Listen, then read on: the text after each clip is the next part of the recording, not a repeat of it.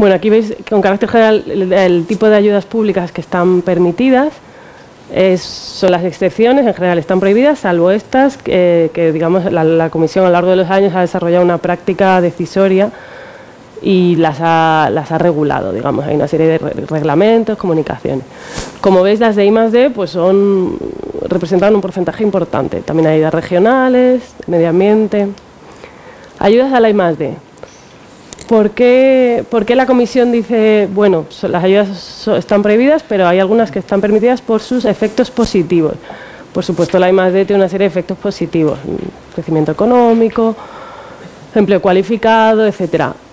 Y además hay una serie de fallos de mercado que justifican la intervención pública. Fallos de mercado, sabéis, son situaciones en las que el mercado por sí solo no es capaz de ofrecer un resultado eficiente. El mercado, los operadores privados no invierten en I+D porque hay riesgo, no se sabe eso si va a llegar a algún sitio. Entonces hay una serie de información asimétrica, esto pasa sobre todo en las pymes. Los bancos no saben si dar refinanciación a una pyme porque no saben si su plan de empresa es bueno o no.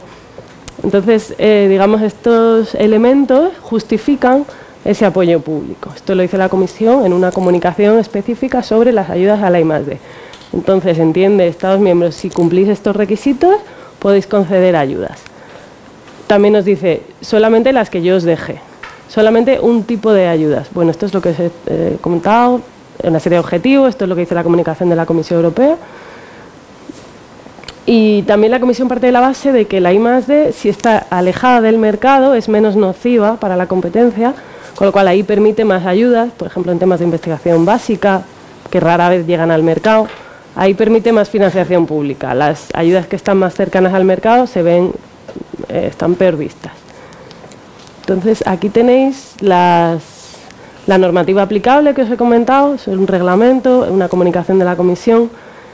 Y en general las ayudas a la I+D que están permitidas están en el reglamento. Si los Estados miembros cumplen todo lo que dice ese reglamento, podemos dar ayudas.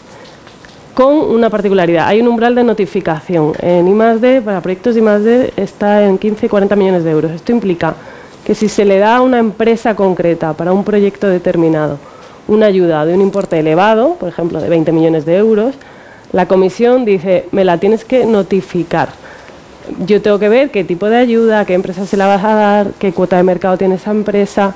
Me tienes que decir primero y ya veré yo si te la autorizo o no. Hay que esperar a que la Comisión autorice esa ayuda de importe elevado para poder concederla. Esto pues tiene relevancia en proyectos importantes. En general, casi todas las ayudas que en España se conceden a la I+D, vamos, en España y en todos los estados, entran en el ámbito del reglamento. Y aquí veis los tipos de ayudas que se permiten.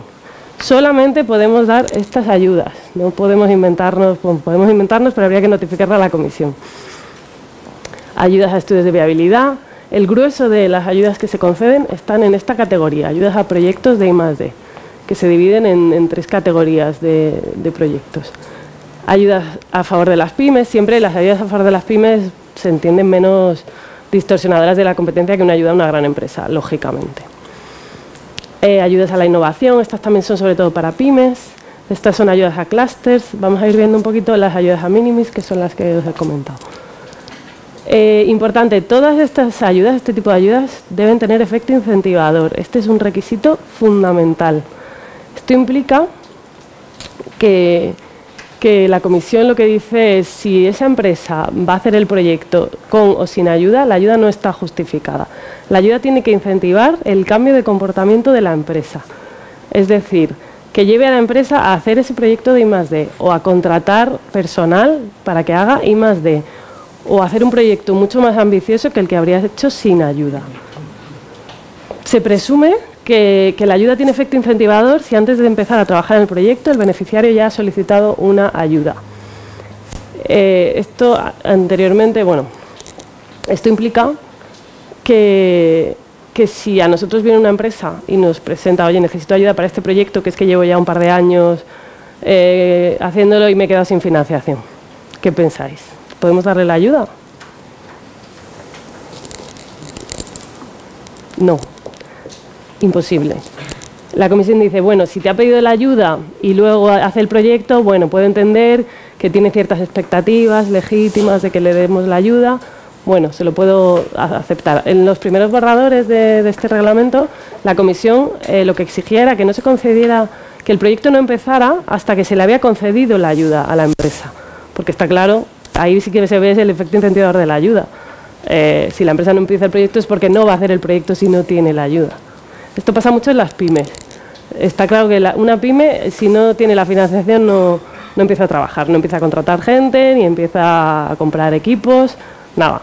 Una gran empresa, bueno, a veces empieza, bueno, pero esto es crítico, la Comisión lo examina permanentemente.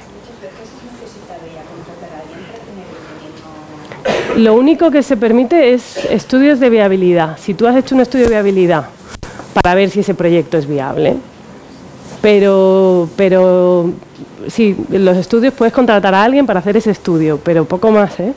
Incluso si has hecho un contrato, imagínate, para la compra de un activo que te haga falta para el proyecto, la existencia de ese mero contrato, de un compromiso vinculante ya entre las partes, obstaculiza el efecto incentivador. Se presume que ya esa ayuda no tiene efecto incentivador porque tú ya has contratado a un equipo, con lo cual esto es crítico, es muy importante, ¿vale? Y es un efecto común, es un requisito común a todas las ayudas a la I+D. Cuando dices efecto incentivador, ¿has dicho sobre la organización, sobre la empresa? Ay, el micro, perdona.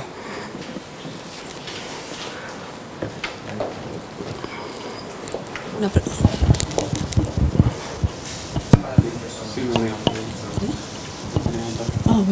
Vale.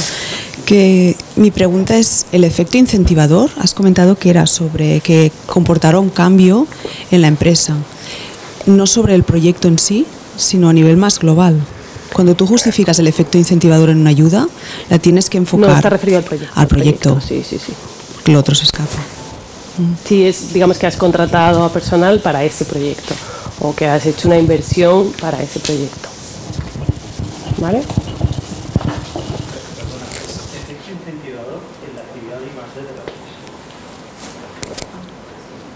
Bueno, y para lo que se solicita la ayuda, digamos.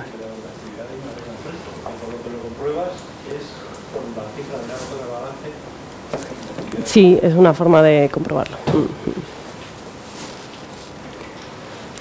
En los proyectos de I+D, es lo que os he comentado antes, hay varios requisitos, hay varias categorías de investigación, investigación fundamental, industrial y desarrollo experimental. Aquí tenéis las definiciones, que también las da la Comisión.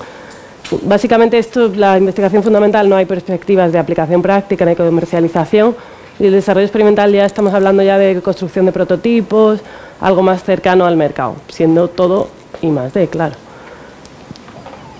Esto es lo que os he comentado. La ayuda, la Comisión te permite dar menos ayuda si estás en la fase de desarrollo experimental.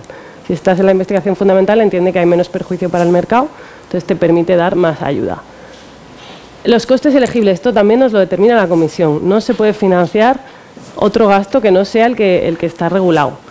Pues gastos de personal, siempre que esté dedicado al proyecto de investigación, los equipos, investigación contractual. Si nos salimos de aquí, no podemos financiar ese gasto. Por ejemplo, un equipo, ¿qué pensáis? No sé, una máquina que sirva para, no sé. ¿Podemos financiar así esa máquina, la empresa la va a utilizar durante 20 años? ¿Podemos financiar la compra de ese equipo, de esa máquina? No. Solamente la amortización, la depreciación de ese equipo en el plazo en el que esté dedicado al proyecto. Si el proyecto dura 4 años, pues podremos imputar gastos de esa máquina de esos 4 años, no la compra de todo el equipo.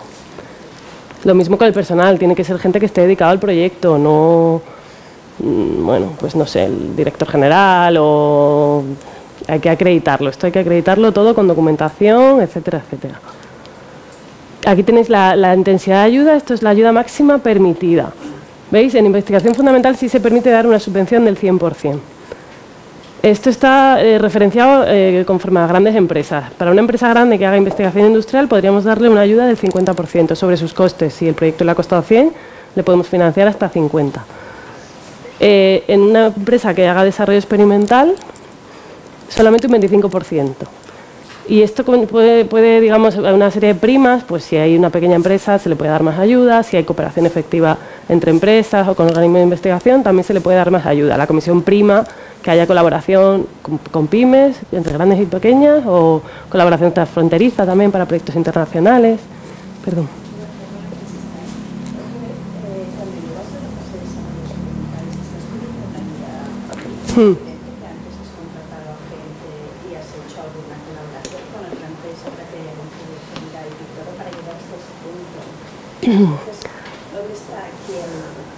A ver, la Comisión dice que no se pueden dividir artificialmente los proyectos. Teóricamente tú si tienes un proyecto de I+D con unos objetivos definidos, un propósito, puedes tener proyectos que haya distintas fases, que haya investigación fundamental, industrial y desarrollo. Entonces tú, depende ya de cada empresa. La empresa puede solicitar la ayuda para todo el proyecto.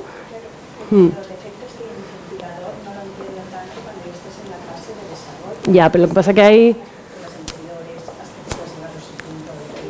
Pero claro, depende de cómo plantees el proyecto. Tú puedes plantear que el proyecto es de desarrollo experimental porque gracias a otros proyectos... Claro, lo que pasa es que se entiende que son tienen otros objetivos, no es lo mismo un proyecto de investigación que uno de desarrollo. Ya sabes algo más, tienen más certeza.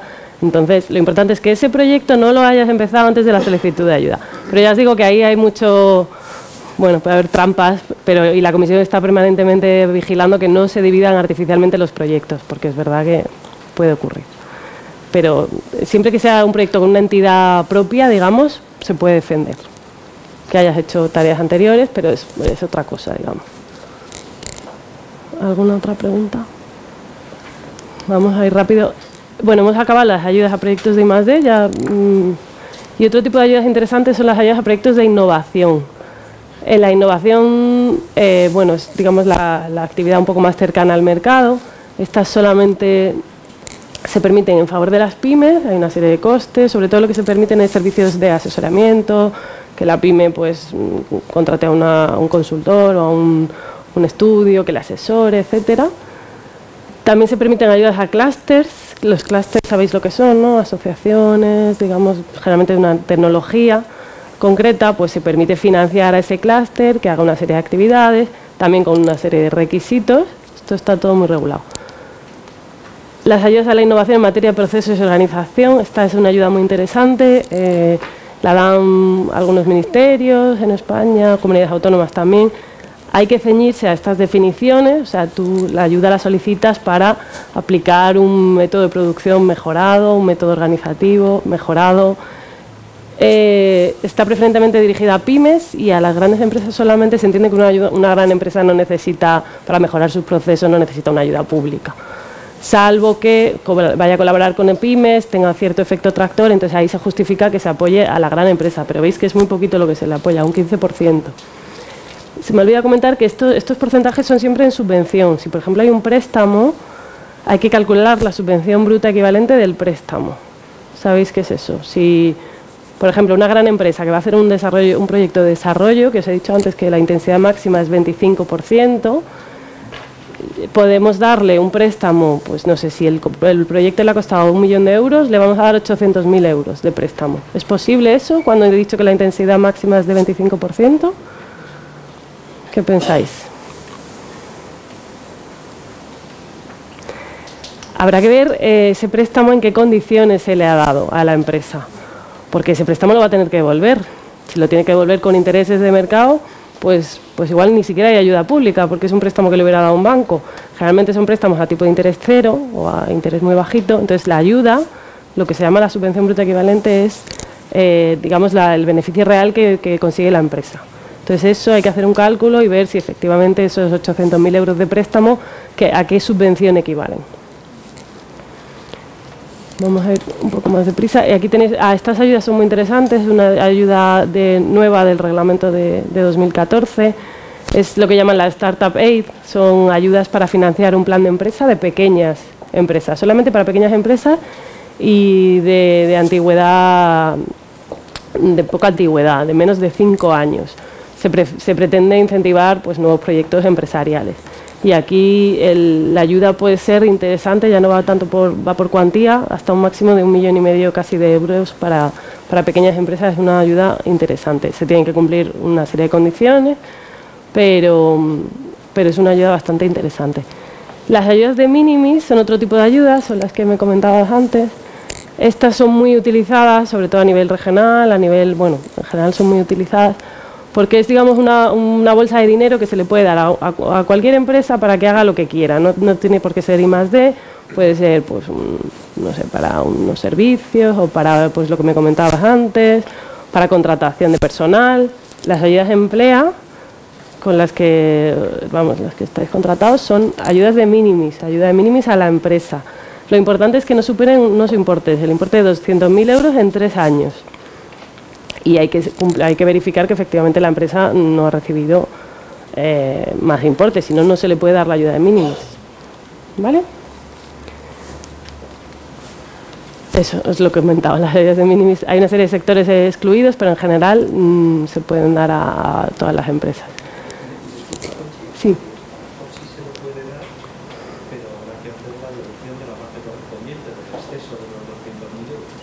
¿Cómo no entiendo? ¿No se le puede dar la ayuda? ¿Se le puede dar la ayuda limitada? Bueno, claro, también, claro, se recorta la ayuda, claro, se le puede dar hasta que no supere los 200.000 euros y en 3 años. La empresa puede esperar también 1 año y, digamos, se computa, puede esperar y se le puede dar la ayuda.